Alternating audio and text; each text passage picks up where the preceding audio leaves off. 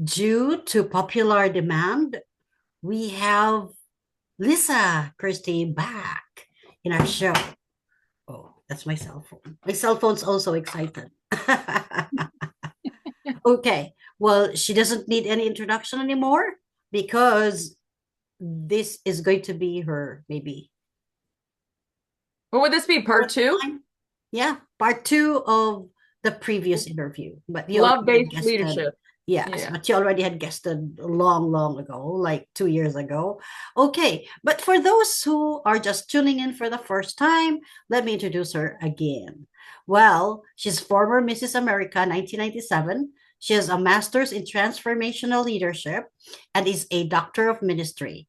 She is a minister at conferences, churches, television, and radio, as well as podcasts nationally and internationally. Some of the many national and international commercials Lisa has done are Trico windshield wipers, Slim Down, Man's Jewelers, Buick, Silo, yes, and ads in magazines like Cosmopolitan, Mademoiselle, and Glamour. She's a fitness expert and reporter for Dr. Phil's show and the Doctor's Show, and she's a lead instructor, choreographer, and host for Pink Method and other fitness DVDs such as South Beach Diet, Supercharged um, Workout, Exercise, TV Total Body Transformation, and Detour Diet Diabetes Workout. She's a Victor's Award recipient and many more. I can't mention every. Well, for the Victor Awards, that's for the sports awards. So I was a presenter for the sports Oh, awards. I see. All Yes. right. Yes. Okay. And Lisa has been hosting television for almost 20 years, ranging from wedding shows, hip hop fitness to sports shows. She's national presenter for sports awards, charities, retail companies, environmentally friendly products, and personal care products, and has been a guest on national television and radio shows. Oh my goodness. We are so honored to Not have a you two-page, in our that's not a show. two-page Lisa resume. Christie, let's all welcome. And before we go, before I give the floor to her, I'd like you to please follow or subscribe to our channel and click that bell over there so that you'll get notified every time we have a podcast. We Love only it. guest people who are successful because it is important that we succeed. We are not meant to be here on earth just to be bench warmers. We are here on earth to be Be successful, movers and shakers. right? To bless people. All right. So, without further ado, here is our guest. Well, hello, Very, everyone that's watching. beauty and brain guest, So Lisa Christie. this is Lisa. take two of love-based leadership, and we were talking about love-based leadership and that love is an action. You know, love is a service. Mhm, Love is trust. Love is mhm, courage. Love is legacy. It's empowerment leadership. Because when you're in a position of of empowerment, you're in a position of great responsibility over the people you oversee and that surround you. And then, a servant leadership we talked about, mhm, serving others. It's not about you. It's not me, myself, and I, Beyonce kind of thing. It literally mhm, is selfless, selfless, not mhm, selfish, mhm, authentic and vulnerable. Being vulnerable is not a negative thing, but it's a mhm, positive thing. Being open to those around you. And then we were talking about, I think, just a Christian example of purpose-driven leadership. What is your purpose? I often ask the question, why are you here? mhm, mhm, No matter what you're doing, whether you're doing a martial arts class mhm, or you're race car driving, are mhm, you there to show off? Are you there to learn? Are you there to be a team member? Are mhm, you there to be taking it out on others, what you've been mhm, through? And I gotta say, we all go through degrees of loss. We go through degrees of sickness, injustices, tragedy. mhm, But I can tell you that I know I can't tell the person what they're feeling as they go through those things because everyone processes it differently. But we have to give others this kind of love-based leadership where you actually are trying to help them whatever it is that they're going through. And that mhm, means paying attention to the people around you, mhm, their habits and their traits, and seeing when things are off and their emotions. I'm very good at the light switch being on and off. Mm, So when I was going through tragedy and losses and abuse, nobody had a clue what I was going through mm, because it wasn't, to me, in my mindset, it wasn't about anybody else and it being their fault. Because here's the thing, if you don't try to set it aside, because there's always going to be good and bad going on at the same time, split the world in half, negative, positive. I just tended to keep my eyes steadfast on the Lord. I focused on the good because I was getting blessed through the trials, through the tribulations, through the hurt, through the pain, through mm, the losses. mm, And when I went and did my job, I loved those around me and treated them with the utmost respect and kindness, even though I was going through what I was going through, no matter what.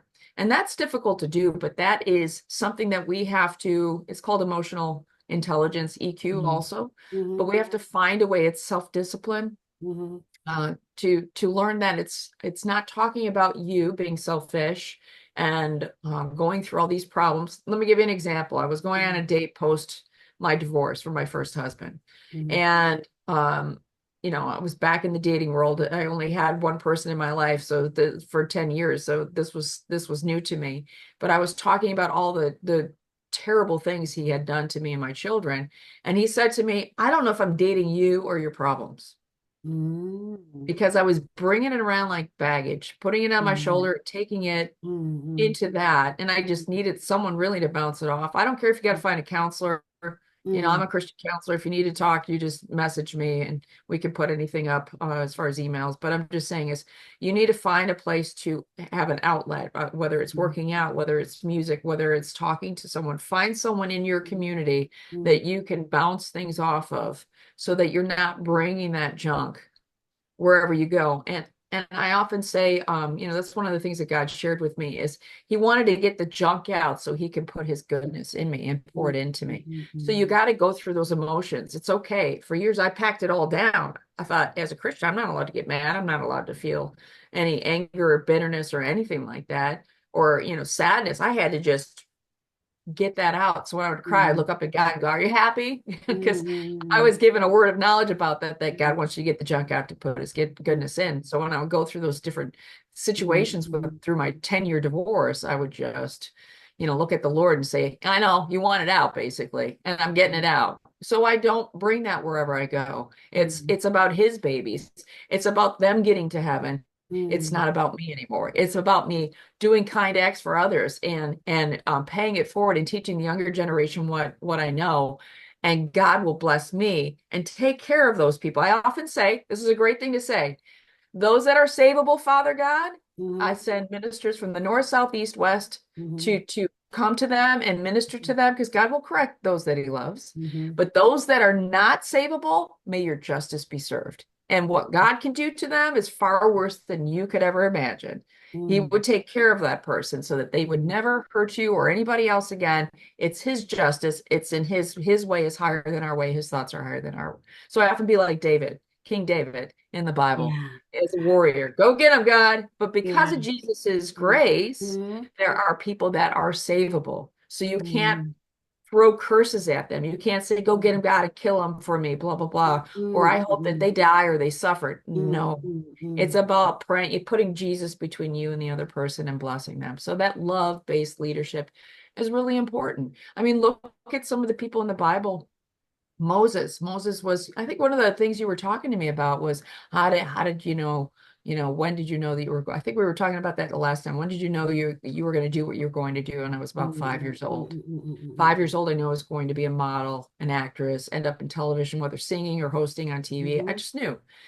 But I think we have to go through our journeys in our life and people confirm those things. They used to say, you should be on TV. mhm, You're beautiful. You should be a model. mhm, You're a great singer. You're a great actress. All these mhm, different things that people mhm, would confirm my walk and all the experiences I had as a young mhm, girl. I sat in a recording studio. mhm, Since I was 13 years old, my uncle was a DJ and he worked for a recording studio in New York City. So when I mhm, moved there, I just would spend nights with mhm, artists and just music, and he mhm, was a DJ. So I heard mhm, genres from jazz to disco to, classic rock. I was always listening to instrumentals of music. All those things trained me for what I just recently did was I just produced a song with a Grammy producer in Nashville, and I'm mhm, going back in March, mm, just for a couple days. But mm, it's going to be my second song. But he mm, literally said, a compliment. Do you have any idea? Were you a music theory major? Did you play piano and guitar? I mean, you hear harmony notes that professionals in this business can barely hear. You did mm, every harmony layer that there was, like no problem. And I just repeated them a couple times, and then I didn't even realize at the end when we didn't work on two of the harmonies we were supposed to do. I just played your lead and you just got it. The whole time I could have just had you listen and you would have been able to do the harmony.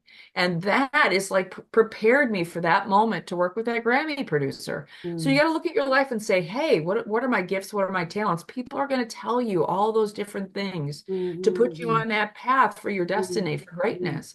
And mm, no matter what you have been through, again, we talk about degrees of injustices and loss and sickness and mm, persecution, but it doesn't define you. mm, It's going to make you stronger.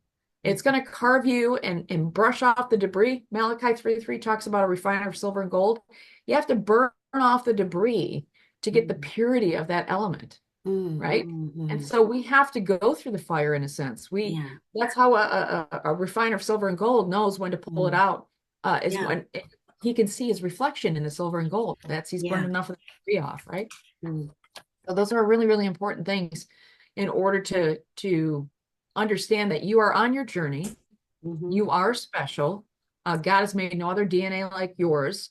And you have to understand that you have to go through some things in order to, carve out and burn off and shape you and form you and mold you into what God has called you to be. And mm, that is a process. mm, And mm, sometimes we get impatient and we want it now, now, now, now, now. mm, mm, mm, mm. But God is Yeah. a God that Yeah. Yeah. knows better. Mhm. And it Yeah, I takes some time. gotcha. We have to go through this stretching, the rubber band experience, the tunnel experience, Yeah. the rocky road experience, and all those kinds of hardships to hone us into the kind of person God wanted us to be. Now, my Right. question is, how did you discover your calling? Because now you are made and you are already, if I'm, well, I'm not sure what else could God really make out of you, but it seems to me like you are already there. You are there. You're almost well, you've finished many things already and you already have succeeded. So how? Because a lot of people here go around circles because they don't know their calling. So they have no You vision get in that often life, in they younger don't know what people. they're doing. So please share with them. How did you hear or how did you discover your calling? And by that calling, you were able to establish your vision and then walk towards your Yeah. vision. Yeah. Yes.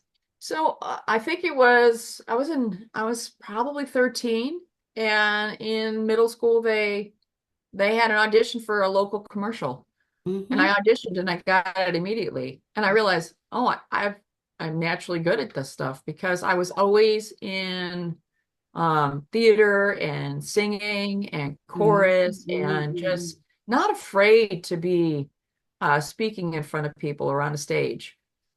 And that just opened doors. And so I started auditioning for even like they had modeling contests in magazines. I would send my picture in and I would make, maybe the top 20 and Mm-hmm. then down to 10, and then I wouldn't win. And Mm-hmm. then I just learned I have to look and see what I did wrong. What did I do wrong? And I tried to do that myself internally, but I didn't know the business, right? I didn't know Mm-hmm. what they were looking for. So I started to ask judges, what did I do wrong? What can I do to be better? What can I do to improve? And Mm-hmm. they would tell me those different things. And Mm-hmm. so as I got better, I went to a modeling agency locally. I got accepted, but they were typecasting me as like this Italian European looking person. And I thought, Mm-hmm. well, I'm not going to get any work that way. So I Mm-hmm. have to look as versatile as possible.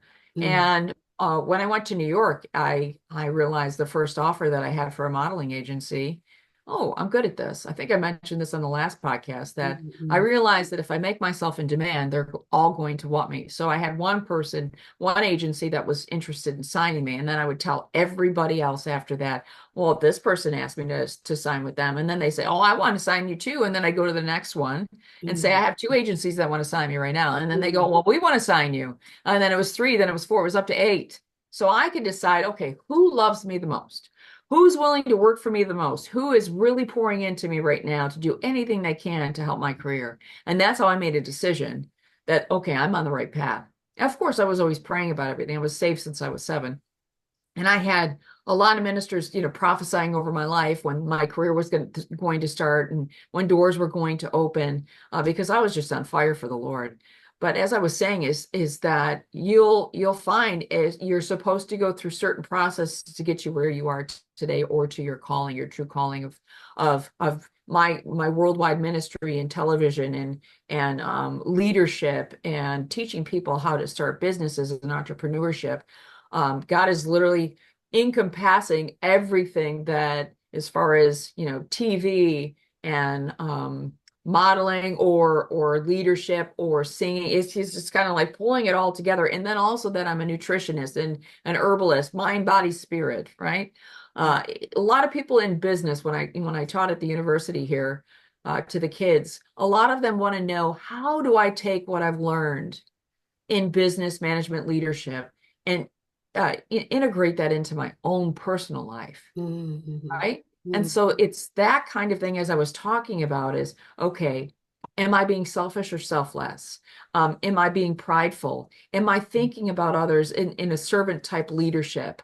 Jesus washed the feet of his disciples, right? It was about other people, Mm-hmm. right? He was, Moses was praying with his brother Aaron for everybody that just was Mm-hmm. stupid, right? And wrong. Mm-hmm. And or even his sister, when she murmured about him, they got on their knees and they prayed for her, you know. And then those just, I would just say, just moving in a direction where you're comfortable in your own skin. It takes time to get to know who you are. Mm-hmm.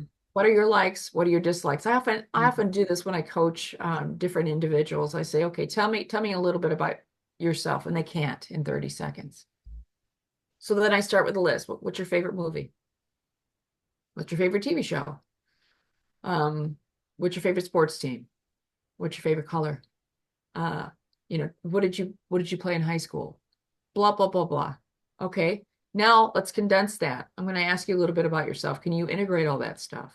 And then I teach them, once they learn about who they are, their likes, their dislikes, their politics, whatever it is. And the more knowledgeable you are, the more people you can relate to. The more you know about world religions, the more you can relate to individuals, whether you're on a plane.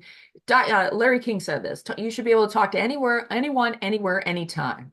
I don't care if it's a homeless person on the street to a famous person to the Pope. It doesn't matter who it is.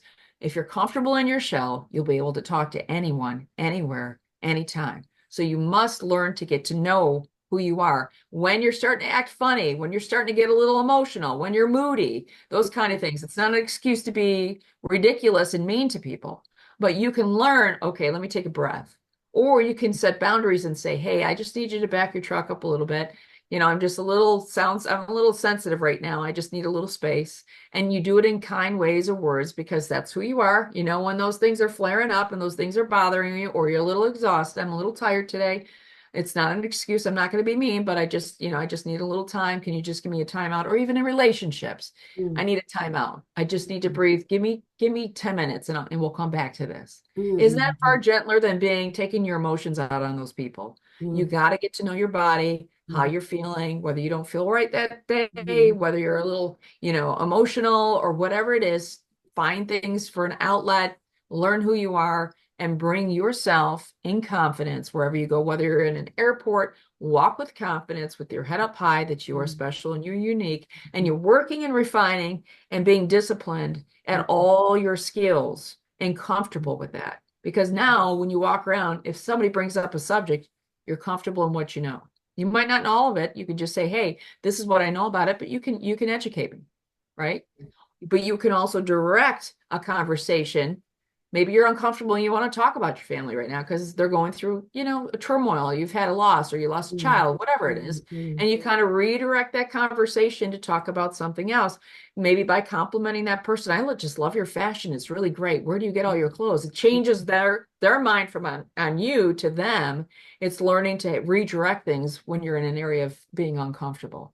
mm. That is things that I like to teach people to understand who they are, how they tick, how they function, and how to have a conversation in less than 30 seconds. 30 seconds or less. You should be able to redirect or talk or answer a question like that, right? Perfect. Okay. Yeah. So what I deduced from your answers is that you'd got courage, chutzpah. That's what you call the Jews call it chutzpah. Chutzpah. All right, chutzpah. You've got chutzpah, and that's why most of the Jews are very successful. Do you have Jewish blood? No. I do. Oh, European that's Jewish. why. Oh, Yes. okay. That's I'm why from most the of the line of Jews, Esther. From the yeah, line of that's why most Esther. of the Jews are very successful because they start with courage, chutzpah. And then Mhm. number two, you started to try on your talent, and then you rehearsed, because rehearsing is very important in order for us to reach our destiny or our goal. So you started rehearsing since you were a little girl. And then, okay, so all those contributed to your success right now.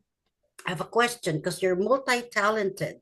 And this is for all those people who are multi-talented and who are confused as to what career to pursue because they are so talented. So because you sing, you dance, you act, you are a script writer, how did you put all these things together? What did you pursue first that led to the next and then led to the next and led to the next and led to the next? Because, like there's jigsaw puzzle in your life, right? So Yeah. how Yeah. did you connect all the dots as you went along?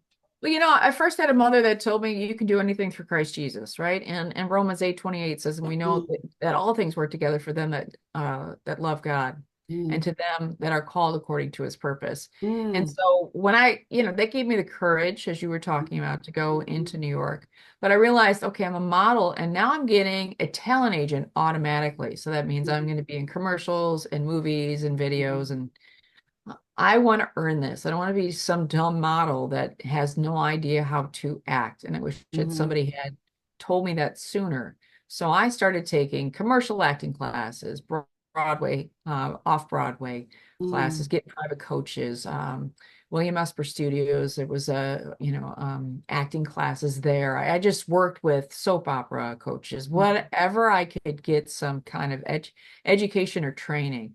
And I mm, really was brought up reading educational books. I liked educational books, not like romance novels or anything like mm, that. I mm, wanted to save my mm, romance for my honey, but not, get other people in my brain. I just wanted mm, knowledge is what I really sought.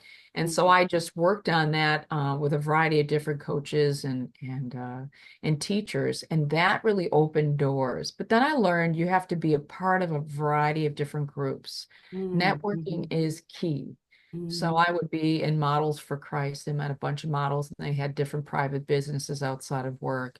I joined groups so that I could meet new people that were, again, had a variety of different careers. mm, And then I end up marketing for companies because I mm. just knew the business. I ended up doing makeup and hair because I Yeah, knew that I had to learn how to manufacturing. do makeup. And yeah, because you show up on jobs and might not have had a makeup artist or a hairstylist. And so, never going to school for it, I learned to be very, very good at it. I could do weddings or whatever. You show me any hairstyle, I could figure it out. And I used to cut my friends' hair in high school. They would all come to me, and I wasn't a beautician, but they knew I could figure these things out. The same thing is like medicinally, I've always been able to figure out what's wrong with myself and then tell my doctor, and like, how did you do that? I'm a Mm, researcher.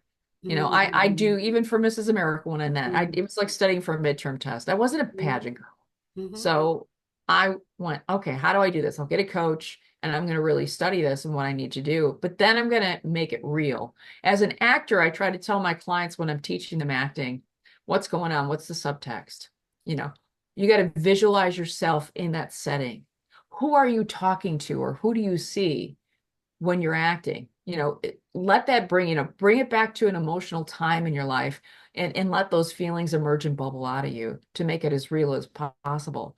So those things I try to integrate when I'm doing it to make it real. And that's why it really turned my focus went from doing stuff like that also to finding out what's going on with people. What are their buttons? What's ticking underneath them? This is just surface stuff. There's a root of the problem somewhere there, whether it's their health or they've gone through some things. And I always have been really, really good, not only finding out what's going on with them, to help elevate them. And that's a good love-based leadership Mhm. is it's not Mhm. about you, right? It's about elevating and Mhm. uplifting and finding the best talents or gifts in this person and Mhm. helping them realize it, Mhm. embrace it, and then work on it so that it can grow and elevate them to where they're supposed to be. Yeah. And so Mhm. that, I move into this business and now I'm doing marketing for a variety of different designers. And I end up working with Get Lucky and Visionware. And we're at the magic show in Vegas and I'm meeting celebrities that are on TV and it's, opening doors for more work and musicians that are there. And then people just find these things out. It's word of mouth. So I got offered with Skechers and it's called Seven Jeans, Federal Jeans in New York. They asked me to be their director of PR and marketing. And because he was Israeli, he didn't know how to pay a woman, he said, because they have a different perspective of women. I said, well, could you live on this salary with two kids living in New York City? No, of course not. I said, well, why do you think I could? Right? Your Simple ways of network talking. is, yeah, your network is your net Right. worth. Yes. And so just networking in this industry and meeting people after, person, Mhm. it just starts God's opening those doors, shutting those doors, Mhm. opening those doors. And, you have a lot of promises in the industry. Mhm. Mhm. You always have Mhm. a lot of promises in the industry, Mhm. but I don't want you to take those as disappointments when people fail you. Mhm. Men and Mhm. women will always fail you, but God will never fail you. And he's Amen. just Mhm. working some things out you don't get. So don't take it personally like, oh, I wasn't good enough, or that's why they didn't pick me, or that's why things changed. You don't Mhm. know what's going on behind the scenes. Mhm. Just know, just keep moving forward, working on, the discipline of yourself and being better every day, working on your crafts, working on your skills. Martial arts, for instance, it's a skill derived over time. You have to work at it. And I Mhm. always say, why are you here? As I mentioned in the beginning, those are some of the questions. Am I there to refine myself and to Mhm. help others? Or am I there to take it out on others? What I've been through Mhm. because I'm owed and I'm deserved of Mhm. all these things. People have not been good to me, so I need this now, and I'm going to take it out on other people. Mhm. Ask yourself that question. Why am I here? I don't care if you're in the workplace. Maybe it's temporary. You're not there forever, but Mhm. it's your job to be the best you can. Do Mhm. it as if God's watching or grandma. I don't care who's in the room. Mhm. And try to treat people the way you want to be treated, no matter what mood they're in, because there might be something deeper going on that they just don't want to talk to you about. But if you could just give them that love based, even as a follower, maybe you're not a leader yet. If you could Mhm. just give them that love base, Mhm. that is going to be transformative. It's like going to a Mhm. restaurant and your waitress is in a bad mood and she's nasty, whatever. You give her a Mhm. little kindness. Next thing you go, you're getting above and beyond. She's giving you free dessert and she's treating you like gold and giving you a hug at the end of the of your meal because you made a difference in her life when nobody else would. Maybe you prayed for her and nobody else in her entire life has prayed for her. You don't know that. It's not about Mhm. you. It's about doing your best, being your best, understanding who Mhm. you are and how you tick, but Yeah. bringing that love Mhm. wherever you go. And Yeah. that's tough for people, right? Mhm. All right. So you've covered our topic for today, and thank you so much. That was very comprehensive, and I hope you guys have learned from her. I'm learning a lot from her, and I hope you are learning too. So it's really more on discovering yourself. When opportunities come, you have to grab it. You have to be courageous. You have to be self-disciplined. You have to be prayerful, because that's what you've shared last meeting. So just connecting part one with part two right now. So any parting words, Lisa? Well, again, you have to understand that love is an action. Mm-hmm. It's service. Get out in the community and do things for people, kind acts. You never know how you're going to transform other people's lives. Love is trust. That takes time, right? Trust Mm-hmm. takes time. But love is courage, as you mentioned, Dr. Mary. It's Mm-hmm. courageous. And being vulnerable as well, Mm-hmm. right? Being courageous is like, I give an example. My dog runs out in the woods. It's dark because I Mm, love my dog and it's mm, running like with a long wire and it might choke itself out. I'm gonna take that venture into a dark, scary woods with coyotes yeah. and I'm gonna go get my dog because I love Yeah. my dog. Right. Courage gives you Mm, the ability to step into unknown zones. yes. And you know what? Look forward to it because some amazing things come out of that. And love is legacy. What do you want people to know uh, who you are and what you've done, how transformative, how many lives you have touched? It's not about the numbers. And they'll find that out after you're passed away, but it's about purpose and transforming lives and making a difference in this world, planting little seeds all over the place. Hopefully you've impacted people enough to pay it forward and they impact so many people and then the next people impact others and it spreads. Do you know that the redwoods Mm-hmm. through any kind of storm or Mm-hmm. wind or trials, that Mm-hmm. they don't go, most trees or plants will dig their roots through the storm. Mm. But the redwoods, they spread their roots out to community and hold on tight. There's strength in Ah. those. And Mm. I think that is just amazing. So find yourself a tribe of people and work with those people, and they usually add more and bring more into that, but those people can should make more of a difference together. And I think that our tribe is just beginning, Dr. Mary. Yes, and we are about to launch an online show in March. And from then, from March onwards, we will be having a lot of gigs. All right. Thank you so much. And it's always a pleasure being with you. An Always. hour with you or even 30 minutes with you, just listening to you, looking at your beautiful face is such a refreshing experience. Thank you Oh, so much my for, pleasure. thank you so God much. bless all of you, and my prayers are out. My prayers are out to all of you. Thank you. Thank you. Bye for now. Bye for watch. I mean, thank you for watching. See you next time. Bye for See you now. next